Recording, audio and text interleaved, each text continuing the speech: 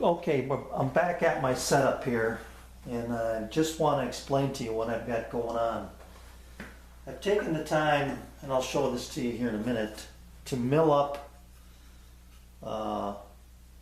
9 pieces. I need 8, but I made 9 for my stretchers here for the bottom, and 9 pieces for the top. So you can see here that I'm able to cut one direction or one side of the tenon, the angle anyway, I guess I'm able to make the cut to establish my angle on 2 sides only. So what I've decided to do is I'm going to go through and do all 9 on 2 sides. Then when I flip it this way to do the other 2 sides, I've got a setup jig to show you how I'm going to make sure that these 2 are the exact same angle. The thing that I cannot establish, or it's going to be take time to establish, is to make sure that this line, this cut on this side, is exactly parallel and in plane on this side. So I think I've got a method to do that, and the only way to do it is, or to find out, is to do it. So I'm just eyeballing this. I put this on here, and I see that it just starts to catch that lip right there, so I know that that's online. And I'm looking down at this, and this looks really, really good to me. I also took a straight edge and brought it up to this point, and it's within microns. I mean, it just looks right on the money. So I've established that this is now centered by flipping it on my table saw sliding table there, and I'm using that instead of my miter gauge just because of the micro adjust stop I have, and it makes things so much easier for me anyway. But this, I think, could be accomplished with a miter gauge and another setup as well. So let me take this now over to my sliding table, and I'm going to show you what I got set up over here. I'm going to show you my world's largest setup jig that I have for establishing my angle, and I hope all this stuff will come through fairly well. Let me just position this a little better. So there we are. Okay, so what I've done here, I'll get this out of the way for now, is I've established this as my stop, and these are cut to length. What I haven't established yet is my blade height, and I'll do that here in a minute, but it's just an 1/8 inch blade, and all I'm trying to do is establish this shoulder. I'm not cutting my tenons because I'll do that later with my tenon jig, and I'll establish that angle as well when I do that, but make that cut. But I want this to be wide enough and deep enough so that when I do come in here, I'm not worried about cutting right to a line type thing, because I'll already have that established. So this way, this setup cuts this angle, then I flip it and I cut this one. All right, so they're going to all be the same. I've got my other pieces here ready to go, and I'll just run them when I'm ready to do it. And then these are my 9 pieces for the tops, and there again, those are all going to be cut at the same time. So I'm going to cut all of these, 2 times each, and all these 2 times each. Then I'm going to reset and cut this angle, this way, 2 times each. And then same thing with this batch. Okay, so I've made a test cut on one. It's not the correct depth. I've got to change that. What I want to show you here is my jig. So my setup jig. So what I've done is this is my angle for my tenon cut right here on a piece of scrap plywood that I had laying around. I don't even know what I used it for, but it's got some holes in it. But it's fine, it's 1/2-inch plywood. Okay, so when I get ready to move this, and this is why I can't do this right now, because I got my stop here. I've got to take my stop off, and I butt this up against the, I hope you can visualize this. I butt my plywood up against the face of my fence here, and then I use my table saw fence as my reference point here. So flush here gives me this angle to make this cut, and this gives me my stop to make sure that I'm centered. You know, everything is going to be centered. Okay, so then when I get done with this side, all I'm going to do is flip this over and go this way. Flush here, change my fence, and flush it up against this edge now, which is these are parallel. And then that'll give me the exact same angle. All I have to do is establish the shoulder and get it in the exact same plane. So I hope that makes, you know, this being the same plane right here, I hope that makes sense to you. Because it's making sense to me, and that's what's most important, I guess, is that it makes sense to me, because I'm the one who's going to do this cut. So I'm going to run all my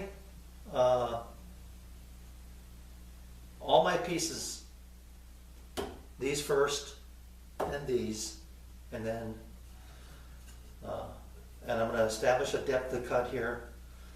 I'm going to leave it, I might overcut it just a little, I'm not sure, but I want to have a 3/8 inch tenon, okay, when I'm done. But I am going to cut my mortises first, and I'm going to save my cheat cuts for last. So I want to go back to my setup here and show you something else too. Hang on.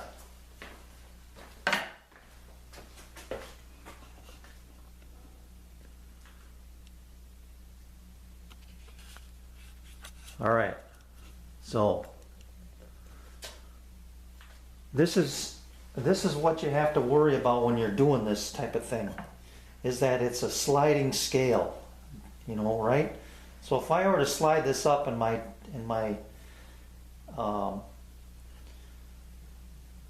cheeks are cut, my tenons are cut, and everything is cut, it's going to spread the board. It's going to spread these 2 legs. You know, and the other reverse side of that is if I bring it down, it's going to tighten them up. So I have to have this perfect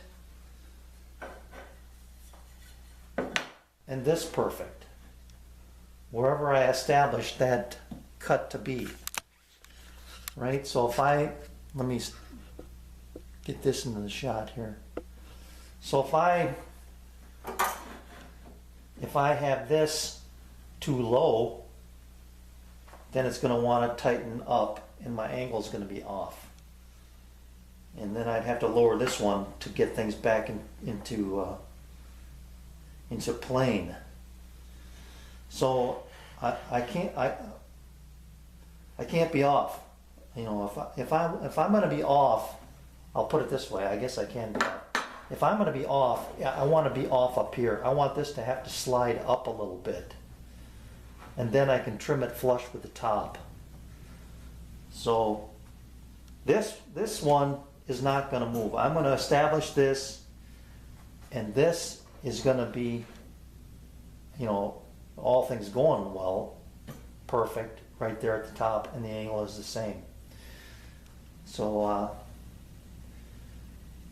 let me, you know, work out the details here, I guess. But like I say, I've got this one right where I want it. These are not going to change. I'm going to cut all these, and then I'm going to establish my lines like I did with this one here. I'm going to get under here and scribe this as best I can. I may lock it in a couple of places and then carefully remove that. I think that's probably what I'll do, so I can get a pencil underneath there and establish a line and make sure it's centered, and then just sneak up on it like I did with the other ones. So bear with me. It's going to take a little time, but that's the thing about this, about doing this project. It's at this point right now, I have to just take my time. I've got this one done. I've got to take my time and establish this one as well. And once I do that, and it's, you know, it's centered, then it's just a matter of repeat. So, and creating pieces that are identical. And that's what I'm trying to establish here. I want to make sure that my pieces are identical and they work in the locations that I want. So here we go. Okay, I've released my clamps up here, and I've got 6 clamps holding this together. And I'm looking at it here, and it looks as though everything is still in place and hasn't moved. So what that's going to allow me to do is take this assembly, this assembly, and get it, how am I going to do this? I got to get some blocks underneath here. Let me grab a couple blocks. I've got to get it up. Let's see here.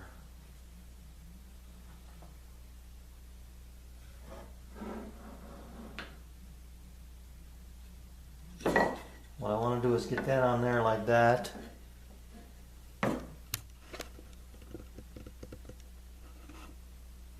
I need to hold this so it doesn't rock on me.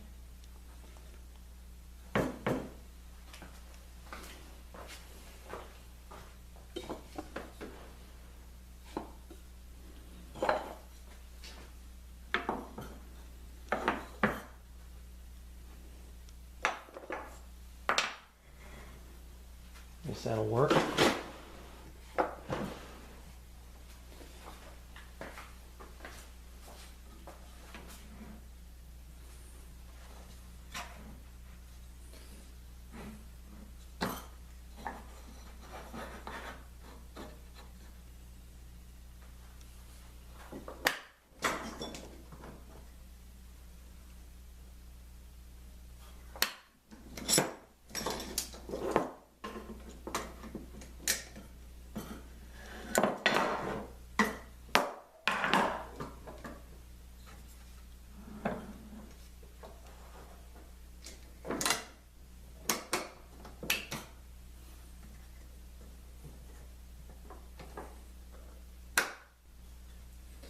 I don't want to get carried away on this because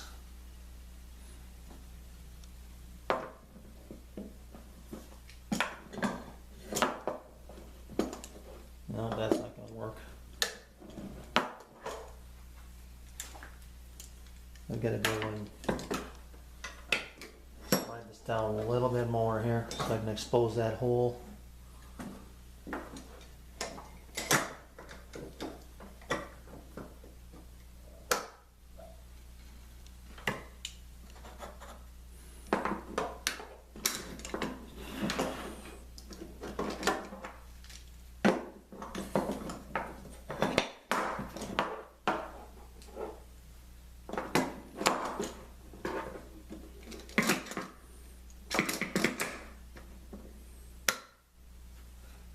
All I want to do is hold that steady.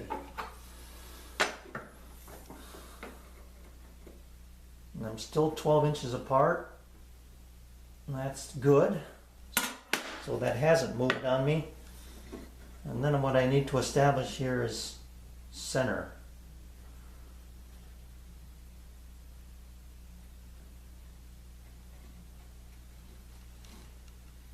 I'm just eyeballing this right now, but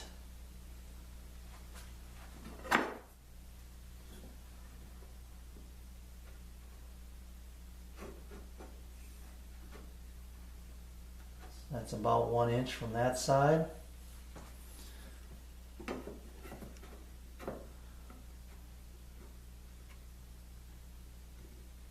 And that's darn close.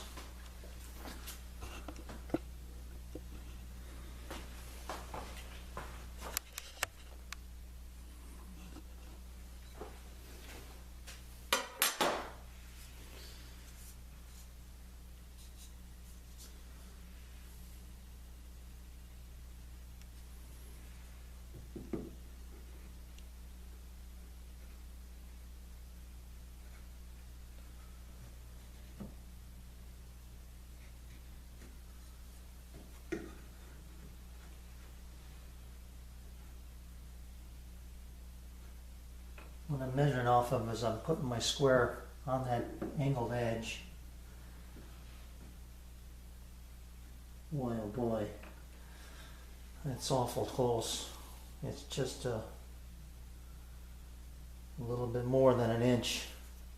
So if I push that over just a bit, and I'm just hitting this corner right here.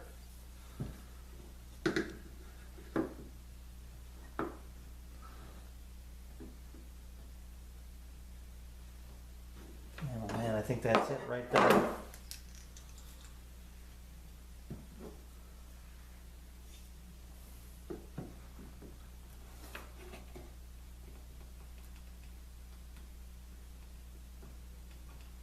All right, that's butted up.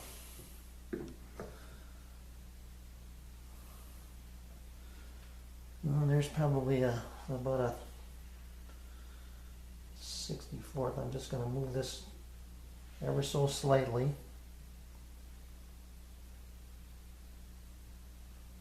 And then there we go. Right there, and lock it. This should come back to me a little. Yep. And this should just catch now.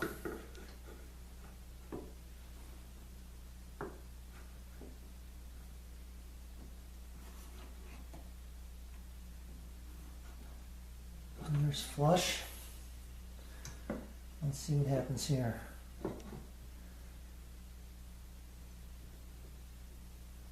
Just catching.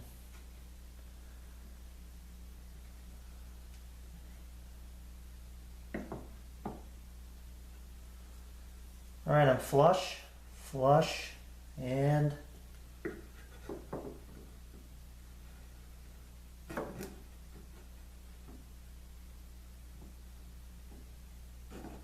telling you that's within a, I'm going to try one more time here.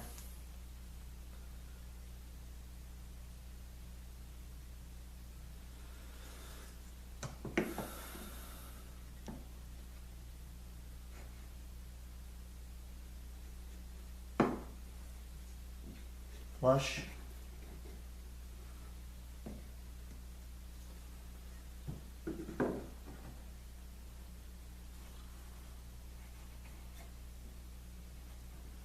Okay.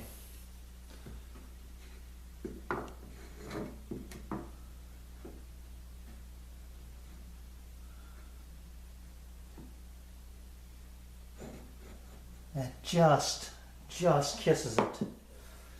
Okay, that's it right there. I'm gonna take that as being centered. I'm gonna scribe my lines underneath there. That's it.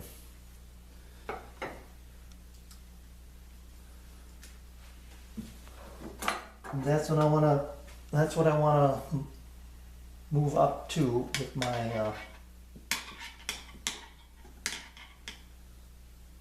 my adjustable stop block.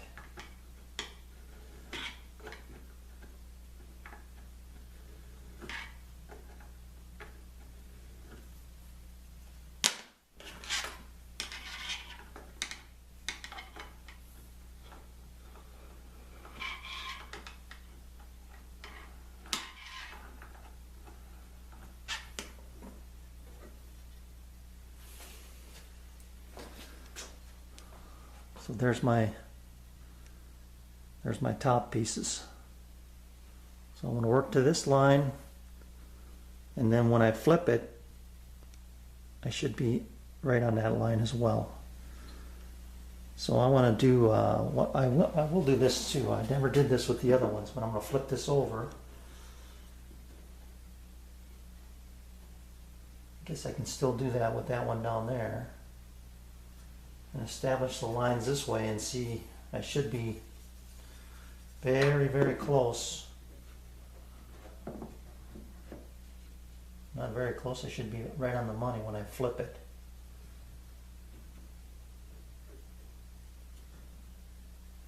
Okay, so that's there, flush, flush.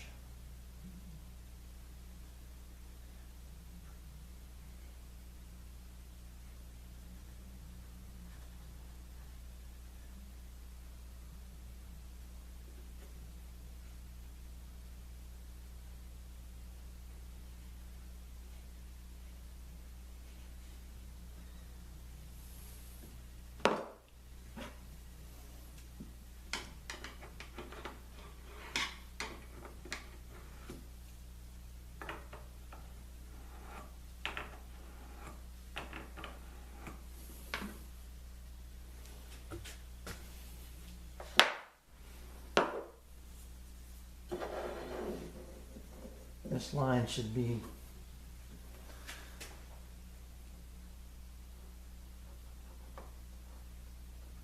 I gotta get my cheaters on here.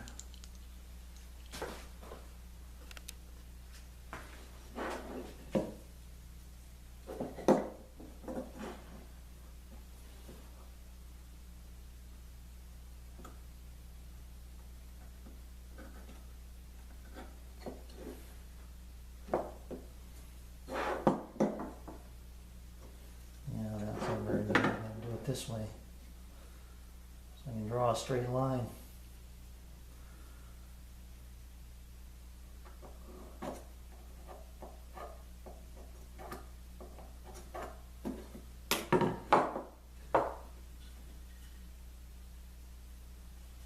That's very, very, very close. It's not perfect, but it is very, very close. Let me try this one, see if this one is any better.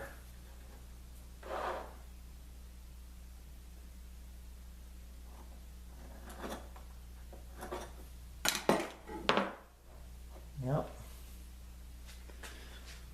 So you can see as I take my line there and wrap it, I'm off just a little bit. And same with this one. They're both going the same direction, so here's this line coming up,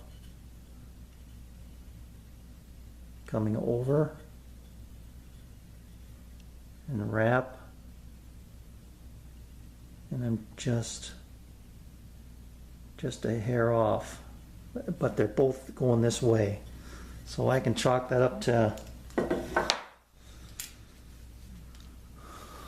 I can chalk that up to maybe just being a little off on my layout here, but I'm not really concerned about that one, because like I say, if all my angles are the same, these angles match the angles of the piece down here, and the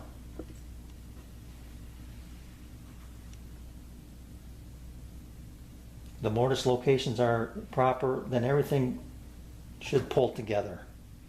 You know, it should be right. And that's why I'm saying if I want to slide anything, it'll be this one. If I want to slide it up. Or if I got to slide down just a hair and trim the legs just a little bit, you know, that's woodworking. That's the way it has to be. All right, I've got the lines I want, so it's time to get busy and get to work on this one. After I do all of these, I'll establish these shoulders, and then I'll flip my jig up. But I'll show you that when I get to that point, flipping and realigning my jig up there. Before I go back to the table saw and start making my cuts, I wanted to establish my tenon, or have a very good idea where I want my tenon to go. So what I've got here is a fat 3/4 or a thin, I guess actually a thin 7/8 would be a better way to put it. So I want a 3/8 mortise or a 3/8 tenon here. And what I end up with is that's actually a fat 3/8, which is fine. That gives me room to play with it on my jig once I get things set up. So what I did was I established that line by subtracting, taking 7/8 and removing 3/8 from that leaves about a half. And so I need to make about 1/4 of an inch depth of cut. But I'm marking it from this way and then this way. So I subtracted my thin 1/4 from the 7/8. So I strike it this way and this way. So I know I'm centered. And then this now becomes my depth of cut. And like I say, I may go a little bit beyond that line. I know I will go a little bit beyond that line, so that when I make my cheek cuts, I know I'm going to have a nice square corner in there. And I've got plenty of meat here to play with, you know, so I'm going to go a little bit past the line on my depth of cut, and my depth of cut is only going to be, you know, this wide right here. Actually a kerf, 1/8 inch kerf. Okay, so that's how I'll establish my shoulders. So let's get to it.